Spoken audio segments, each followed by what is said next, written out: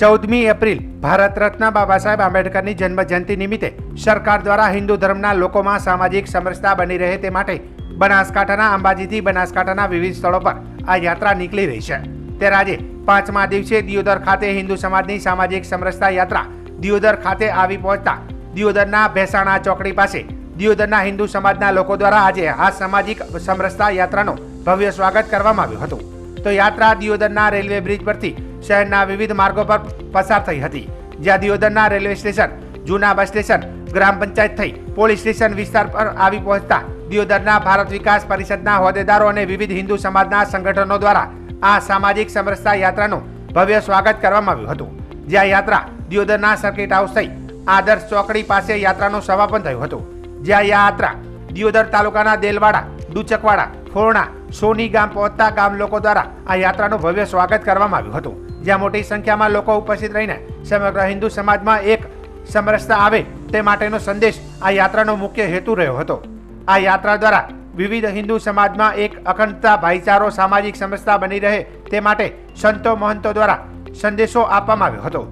આ પ્રસંગે દિયોદર ખાતે સામાજિક સમરસતા યાત્રામાં શ્રી 1008 મહામંડલેશ્વર સ્વામી રાજેન્દ્ર નંદગીરી કાર્યકારી અધ્યક્ષ ગુજરાત પ્રદેશ અને અખિલ ભારતીય સંત સમિતિ ગુજરાત, આનંદધામ દિલ્હી હાઈવે પાલનપુર, દિયોદર કોટડા ખાતે સંત શ્રી રોહિતદાસ આશ્રમના સંત જામદાસ બાપુ, દિયોદર તાલુકા પંચાયતના સામાજિક ન્યાય સમિતિના પૂર્વ ચેરમેન રેવાભાઈ પરમાર, જિલ્લા મંત્રી અને દિયોદર માર્કેટયાર્ડના વાઇસ ચેરમેન પરાગભાઈ જોશી, દિયોદર ભાજપ અનુસૂચિત જાતિ મોરચાના પ્રમુખ મુકેશભાઈ ચૌહાણ, ભારત વિકાસ પરિષદના પ્રમુખ જીતેન્દ્રભાઈ ત્રિવેદી, પ્રદીપભાઈ શાહ, કોટડા ગ્રામ પંચાયતના ડેપ્યુટી સરપંચ નરેશભાઈ પરમાર, કિશોરભાઈ નાયક, MD મકવાણા સહિત મોટી સંખ્યામાં હિન્દુ સમાજના લોકો જોડાયા હતા।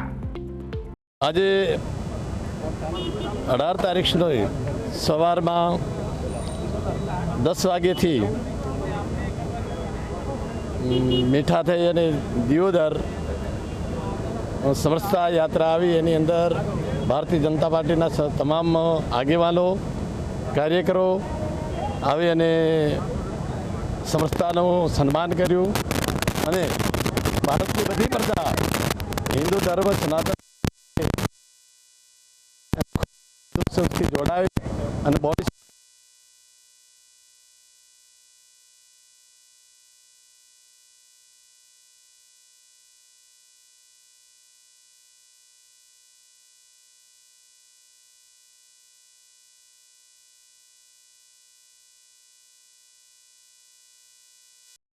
ભારતીય જનતા પાર્ટીના જિલ્લા પ્રમુખ માન્ય શ્રી કીર્તિસિંહજી વાઘેલાએ આ યાત્રાનું પ્રસ્થાન કરાવ્યું।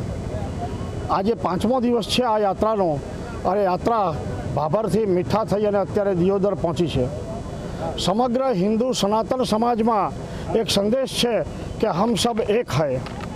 સમગ્ર હિન્દુ સમાજ કોઈ પણ પ્રકારના નાત જાતના વાળા વગર સનાતન ધર્મનો અને ભારત માતાનો રાષ્ટ્રના ઉદ્ધાર માટે એક થઈને નીકળે અને જો આ દેશમાં 100 કરોડ હિન્દુઓ એક થઈ જાય તો દુનિયાના કોઈ દેશની મજાલ નથી કે ભારત સામે આંખ ઊંચી કરી શકે। આવા શુદ્ધ અને લક્ષ્યવાળા ઉદ્દેશથી આ સામાજિક યાત્રા લઈને હું નીકળ્યો છું। 140 ગામોમાં ફરીને પ્રત્યક્ષ યા પરોક્ષ રીતે 80,000 લોકો સુધી સામાજિક સમરસતાનો આ સંદેશ ભારત માતાના સાનિધ્યમાં, એમના આશ્રય સ્થાનમાં, એમની નિશ્રામાં સૌ લોકો સુધી, સૌ સનાતનીઓ સુધી પહોંચાડવાનો હેતુ છે। મારી સાથે અનેક સ્થાને સંતો પણ જોડાતા રહ્યા છે। અહીંયા પણ પૂજ્ય જામનાથ બાપુ દિયોદરની આ યાત્રામાં જોડાયા છે અને જે કોઈ સૌ આ યાત્રાનું સ્વાગત કરી રહ્યા છે, યાત્રાને સમર્થન આપી રહ્યા છે, તે સૌનો પણ હું ખૂબ ખૂબ આભાર માનું છું। ભારત માતા કી